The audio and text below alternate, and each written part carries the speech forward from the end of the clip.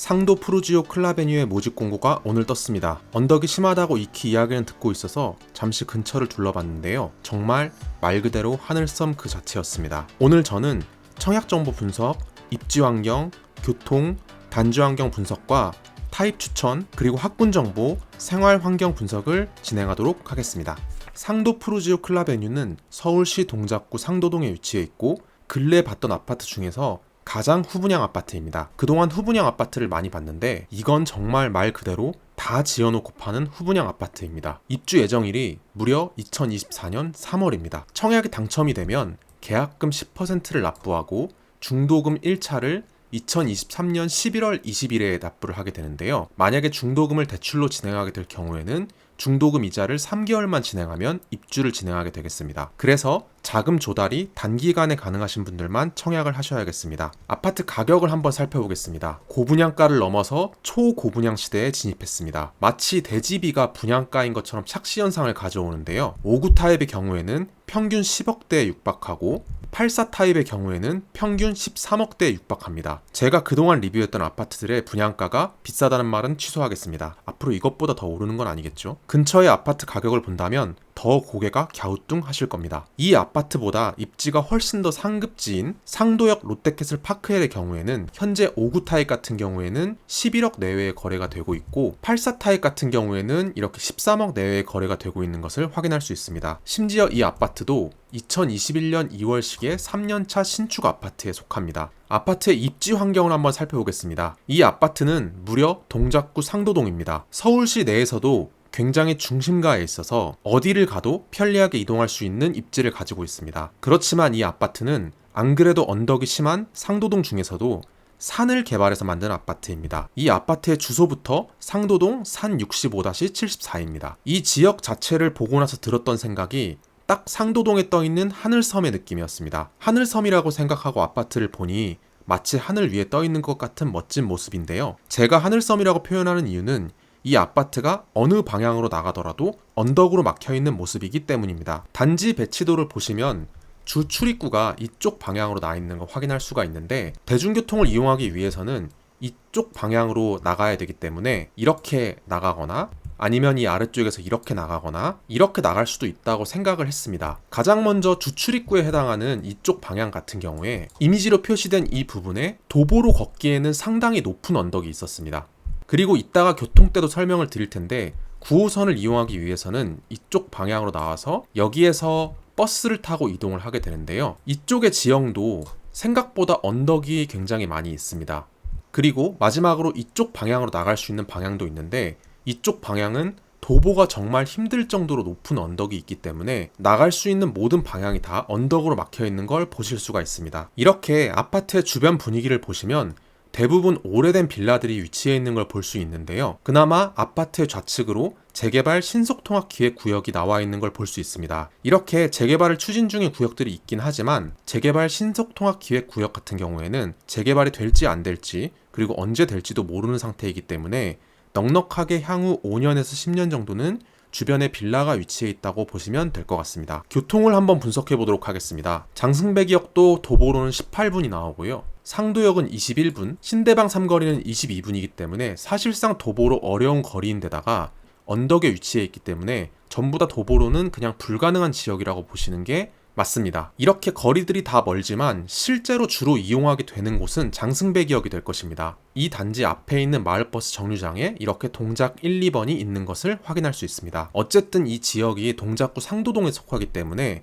9호선을 이용한다고 하더라도 불가능한 건 아닙니다. 이렇게 9호선, 1호선을 이용할 수 있는 노량진역이 버스 하나로 연결이 되기 때문에 9호선, 1호선도 이용이 가능하다는 장점이 있는데요. 다만 9호선, 1호선을 타기 위해서 나가는 이 길이 언덕으로 이루어져 있기 때문에 언덕을 넘어가는 불편함은 있을 수 있을 것 같습니다. 자차를 이용할 때는 한강대교부터 상도터널, 상도역을 지나서 금방 이 아파트가 있기 때문에 거리 자체는 매우 가까운 편입니다. 다만 이쪽 길을 이용해 보신 분들은 알겠지만 이 상도터널과 상도역 근처가 굉장히 정체 구간이기 때문에 이 근방의 도로는 통행의 불편함이 항상 있다는 것만 참고하시면 좋을 것 같습니다. 그리고 이 상도동 근방의 도로는 대부분 30km 어린이 보호구역 제한이 있어서 출퇴근 시간대에도 정체가 심한 편입니다. 자, 그럼 아파트의 단지 환경을 살펴보고 청약 타입도 추천해드리도록 하겠습니다. 우선 제가 단지 배치도를 보고 있는데요. 이 아파트가 그래도 산에 지어진 아파트인 만큼 뷰가 좋을 것으로 기대를 하실 텐데, 이 아파트가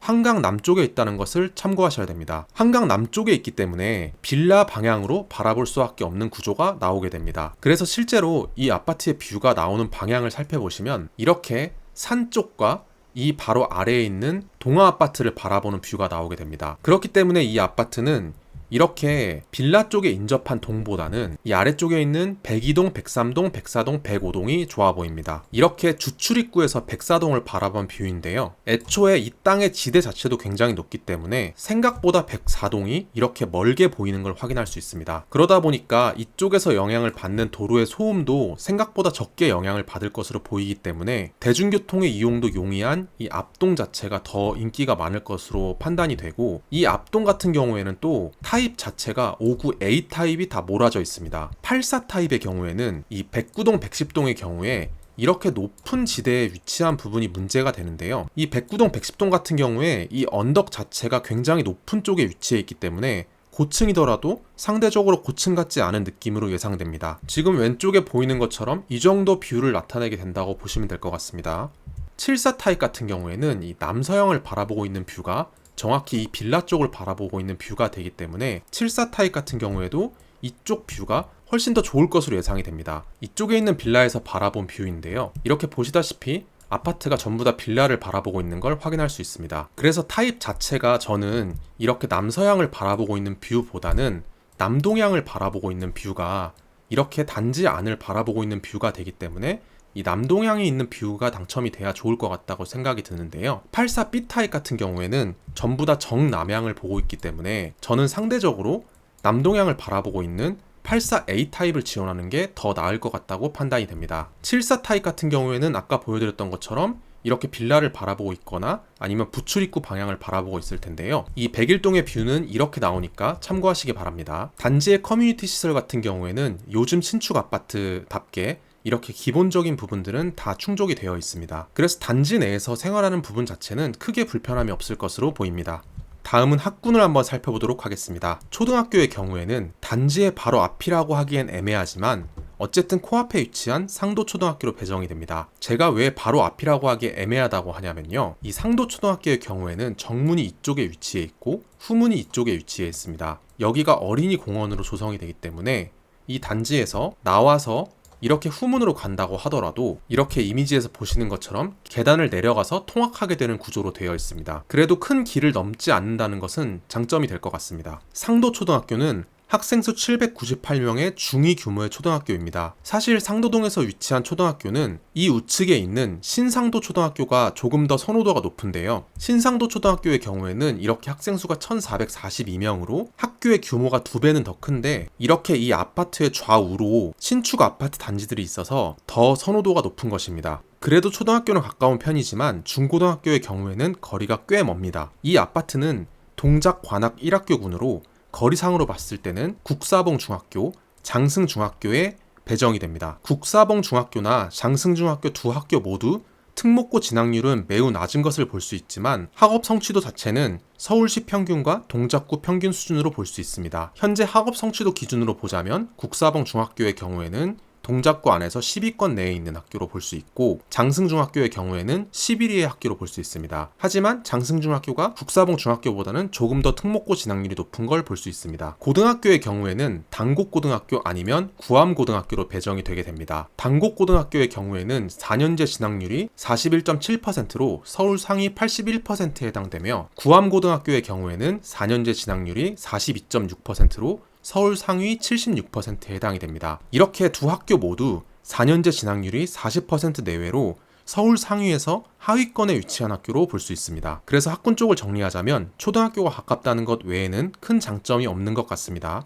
다음은 생활환경 분석을 해보겠습니다. 우선 단지에서 가장 인접한 이 앞쪽에 상가들이 위치해 있습니다. 바로 앞쪽에 이렇게 작은 마트도 위치해 있습니다. 이곳 외에는 특별히 상가가 없기 때문에 대형마트를 이용하시려면 이마트 여의도점을 이용해야 할 것 같습니다. 백화점도 마찬가지로 없기 때문에 이렇게 여의도에 있는 IFC몰을 이용하거나 여의도에 있는 더현대서울을 이용하게 될 것 같습니다. 차량으로는 대략 20분 정도가 소요되는 것을 볼 수 있습니다. 병원의 경우에는 이렇게 상도역이나 장승배기역 근방으로 나가면 있기 때문에 아마도 아파트 준공이 완료되면 상가에 병원이 입점하지 않을까 예상은 됩니다. 큰 병원을 이용할 땐 이렇게 중대병원을 이용하게 될 것 같습니다. 이렇게 6가지 테마로 아파트를 분석해 봤는데요. 이 아파트를 한마디로 요약해 보겠습니다. 10억 클럽을 꿈꾸는 하늘섬.